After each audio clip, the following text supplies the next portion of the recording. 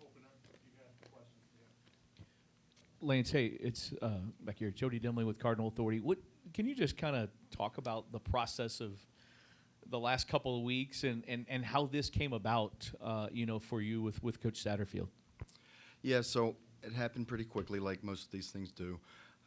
Coach Satterfield and I have a relationship that go back to Appalachian State. So I coached there in 2007, 2009. I was the receiver coach there. It was my first full-time job. He had just left. He came back and spent some time with the staff and got to know him. Anyway, fast forward, we would spend time each year at the combine and different places talking ball and really built a relationship that way. And he reached out to me and wanted to know or have a conversation, would I be interested in the offensive coordinator position? And what I said was, Coach, I believe in you. I trust you. I think what you've built is really good, going places, and I believe in what you're doing. As that conversation went along, when did Josh kind of get involved, and when did you know, okay, this is kind of the right thing for me to do right now in my career? Yeah. So I had a great conversation with Josh probably 2 nights after Coach Satterfield and I talked. And for me, it had to be the right job, the right opportunity for me to leave a special place like Notre Dame. I had a great job, loved working for Coach Freeman, loved the kids that we were coaching. We felt like we could be really good next year. And so I was not just going to take just any job. And so I really wanted to do my homework, due diligence, make sure that this was the right job, that the pieces were in place, the support from Josh, administration, was going to give us the opportunity and ability to show that we can win next year. And after I had a conversation with Josh, he was great. I mean, I think we connected early on very quickly. Some of the things that he was looking for to see in me, I think I expressed, and we had some very similar thoughts in terms of how this would look, how I could help the offense, how I could help Coach Sat on a day-to-day basis, and really how I could help the offense from a player development standpoint and recruiting standpoint. And so I really felt comfortable after talking to Josh that there was alignment there and that we would be supported in what we were trying to do to go win football games. Lance, Michael McCammon, Cardinal Authority. Obviously, you mentioned you've got the relationship with Coach Satterfield. He's been essentially the offensive coordinator the last couple of years as well. So how will that relationship develop as far as the play calling on game day goes, if you know yet? Yeah, so one of the things that for me and with Coach Sat and that drew Coach Sat to me was I've had experience coaching multiple positions.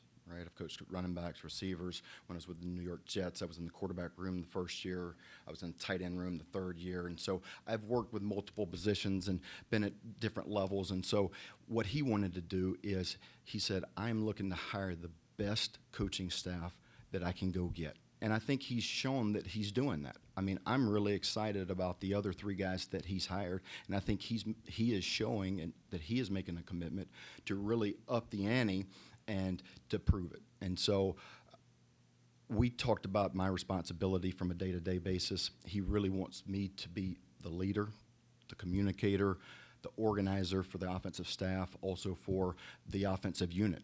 More offensive unit meetings for me to run so that they're hearing one voice. It's not, position meetings and every single day, but they are hearing how we want it done, how we're going to correct it, what the adjustments are, and really just having a centralized voice for what that looks like and what the expectations are. So he can be the head coach and be more involved with all aspects of the program. And so for me, it was an opportunity to lead a group, lead a staff, help him, but we're going to do it together. I mean, that's the way that they've always done it, and I really, think we have a dynamic offensive staff. I mean, when you look at the guys who are in place, I mean, Gunnar Brewer, okay, Coach Bick, Coach Pete, and then the other thing is they have always done it together here, and so we're going to continue to put the game plan together. He needs somebody to help him on a day-to-day basis when he needs to be the head coach. Lance, for you, what is it in terms of, like you said, help organize and lead the offensive staff? for you, offensively, scheme-wise, where did you come in terms of helping with the game plan or just kind of prep on a game week? Yeah, so a couple of things. So what I will bring to the table is it's going to continue to be the same terminology, same offense, and they've been really good on offense. I mean, when you look at the last 3 years, I mean, they've been in the top 25, 30 every single year. He's always had great offenses. He's a great offensive mind. He's always been a great play caller. Like, they have had great offensive success. And so we're not going to change a ton. We're going to enhance and elevate, really take the next step. One of the things that we want to do is be better in situational football. They averaged, in the top 25 in total offense, but I think in the third down categories we can be better. In the red zone offense, some of those situational things, we have to be better in scoring points. And they've been really good, but I think I've seen areas that we can improve, and I think that that's hopefully what I can help do is this, situational aspect of it, situational football. And then I'll bring, he wants me to help bring ideas from what we did at the Carolina Panthers, what we did at Notre Dame. I've had multiple experiences and backgrounds. I mean, we had Cam Newton, with the QB run stuff that we did in Carolina, the power run game stuff that we did at Stanford, which was very similar to what I took to Notre Dame and as the run game coordinator. And so he wants me to help with the ideas, but we're going to run a lot of the same stuff that they've done, just continue to enhance it and build complements off of it. And speaking of that, you have a quarterback coming back that's pretty proven to this point. What have you done, I guess, personnel-wise the first week? You've got a lot going on. Have you been able to meet with a lot of those guys, and what do you know about what you have on offense? Yeah, so I have. And to be honest with you, I was excited about this job after I talked to Coach Satt. But the first thing that I did was go turn on the film from last year. And I'm on Catapult watching all the games from last year, and I wanted to make sure that we had some pieces in place. And I knew that I'd heard the quarterback was coming back, and he was a really good player, but hadn't really studied him. But I wanted to see the other pieces around him. And so I felt like we've got really good pieces coming back, great pieces. And the sky is the limit for this offensive football team. When you talk about Malik, I mean, dynamic football player. I mean, one of the best quarterbacks in the country, came back for his 5th year. He's excited. I sat down and met with him yesterday, and we had a great conversation. He's hungry and ready to, take this thing to the next step and really see the program elevate, but also see it translate into wins. He echoed the sentiments of, so many, and there are games that we should have won, and we were close to winning. Those are the games that we have to win next year, and he came back to finish what he started, which is building a special program. And so Malik is obviously the leader. He's done a great job with the run game, also the deep play action shots. I think he's got phenomenal arm strength, but he's still got room to grow, and so I'm excited to see his growth. He knows that what's going to happen a year from now when he's preparing for the NFL draft, this will be a contract year for him. I mean, every single play that he's going into will help make him money, and he's excited not for what's the future, but preparing and helping build his future. When you look at the running back position, Coach Satz, had a ton of 1,000-yard rushers, always had a great rushing attack. I watched them every single week because we had a ton of crossover games, and I thought they did a phenomenal job in the outside zone run game, some of the unbalanced packages, the things that they do with the tight end motions and all of that stuff. I just really I really thought that those were really things that we tried to implement at Notre Dame in our run game. And so I think the backs do a great job. You look at the offensive line, 4 or 5 starters coming back, 2 other guys that played in a bunch of games last year and even, spot started. And look, we all know the game starts up front, okay? And so to have that group who played really well last year, really well, coming back for another year together and only losing one piece, and even he started in some games and played, I mean, we feel like we can be really physical, we can run the football, but we can also protect the passer so that we can push the ball down the field. And so excited about that. And then the receivers, sat down and met with them over the last 2 days. Look, there's some production that left and some guys that are going to have to step up. But I've gone back and watched point of attack tapes on all of our receivers, and I'm really excited about that group. I mean, when you look at Ty Harrell, I mean, what he did from year one to where he is right now is an incredible improvement. I mean, he can be an elite receiver, and it shows that he's committed to working hard, working his craft, getting better. So excited about him. You know, Mari did a nice job, came along last year, got better as the season went. He's just scratching the surface. If he commits to continuing to build trust with the quarterback and make sure that the details are where they need to be, he can have a really big year. And then the other, you know, we added some guys with in the transfer portal, you know, that I think can be dynamic and really excited about, can help us. JJ is a great leader in the room and really just a steady presence that you know, I can already sense. Lance, Matt McGavick with Sports Illustrated. Yeah. Both at Notre Dame and Stanford, you've had a hand in recruiting a handful of marquee players. What would you say is your overall approach to recruiting or your philosophy when it comes to it? Yeah, so in recruiting, it's really like anything that you do. It's about hard work and building relationships. And that's where it starts, is building relationships, getting to know the people, getting to know what's important and who's important in their lives.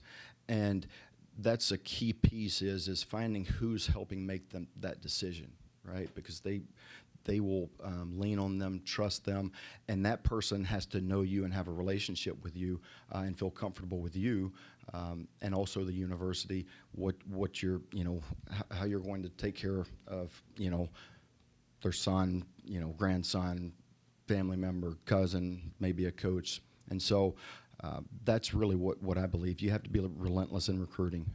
It never ends. You know, it's a 24/7 job. It's definitely become tougher the longer I've been in this business, but it all comes down to relationships and really working at it. And that's where I also think that I can help, you know, our offensive staff really giving some direction in where we go, who we're recruiting, making sure that we're detailed in our board organization, where the board stacks up, how we see the position, and making sure that we're all on the same page that way. I think just initially talking, we haven't determined what areas that I'll have, but we've talked about giving me a smaller area so that I can go see all offensive players and make sure that I'm another voice recruiting those guys, making sure that we're being detailed in those relationships. And really, I'm just another voice and touch point for the program, and somebody that you know, that's talking to them every single week. Lynch, you mentioned obviously Stanford, Notre Dame, Carolina Panthers, Jets. Your coaching career, how do you feel like each of the stops you've been at will help prepare you for not just having a position room here, but also juggling all OC duties as well? So I think there's been a progression in my career. I've started out as a GA, became a position coach at App State, which was FCS. Then I was a quality control, assistant position coach in the NFL. Then I became a position coach in college football.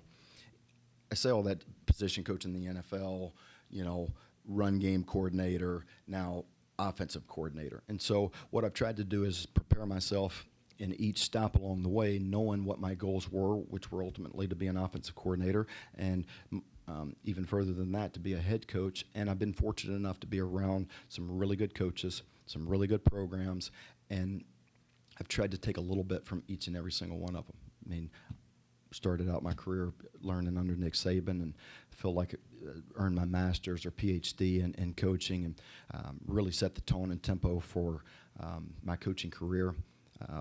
He is so detailed in everything that he does.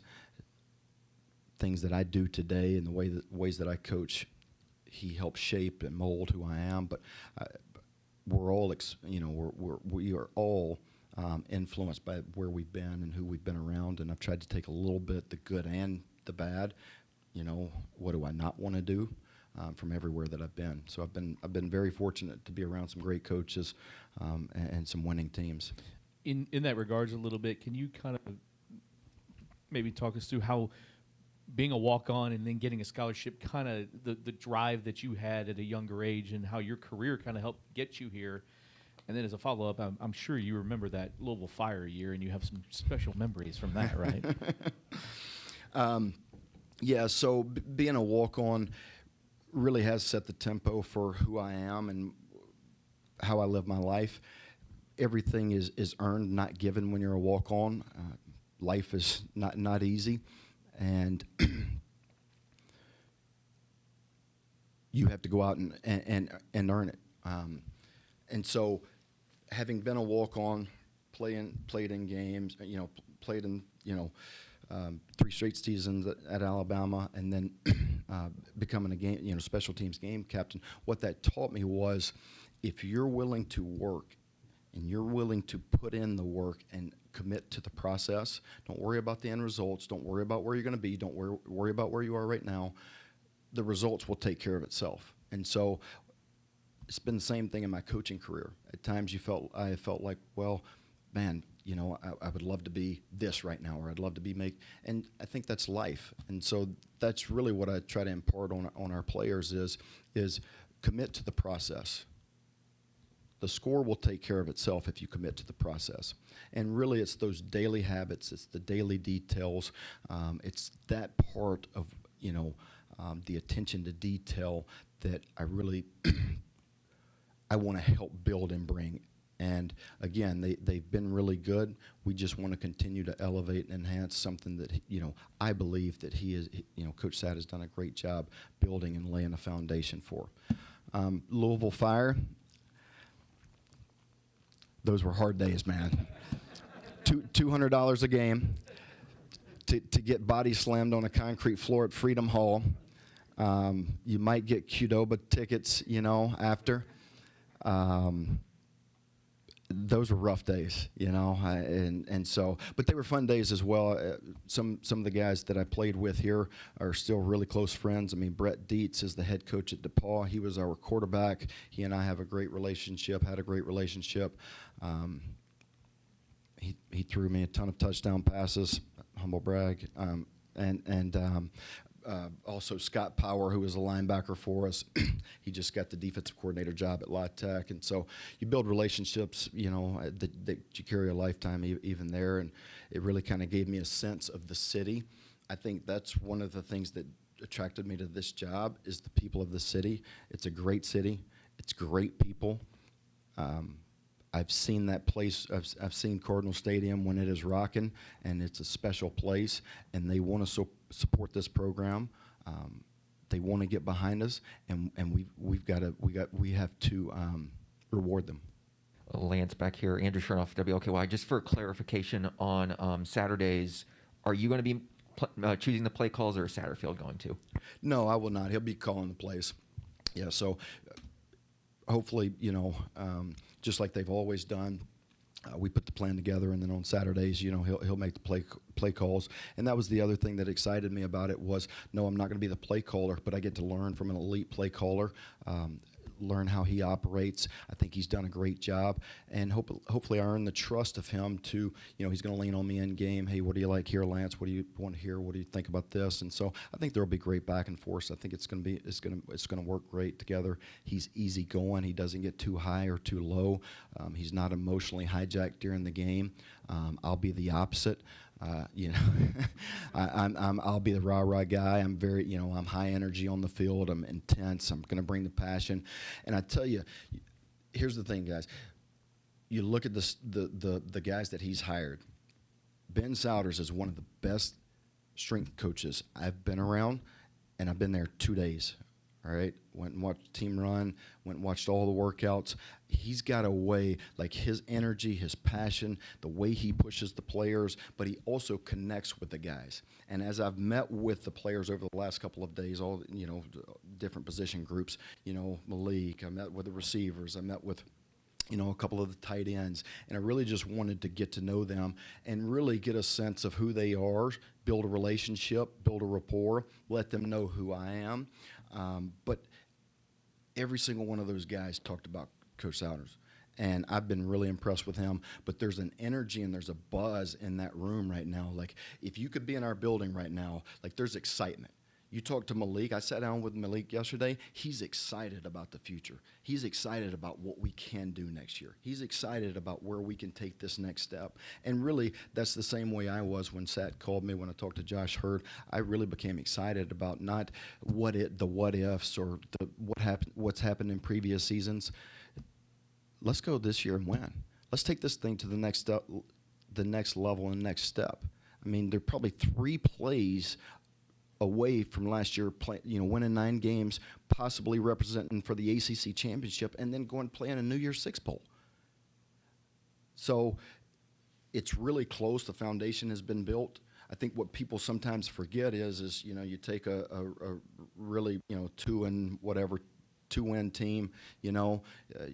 His first year you win 8 games, beat an SEC team. The second year, COVID. You don't have spring practice. You don't have off-season training. You're not with your guys. So all the things that you had started to develop, now you've lost. It's almost like starting over.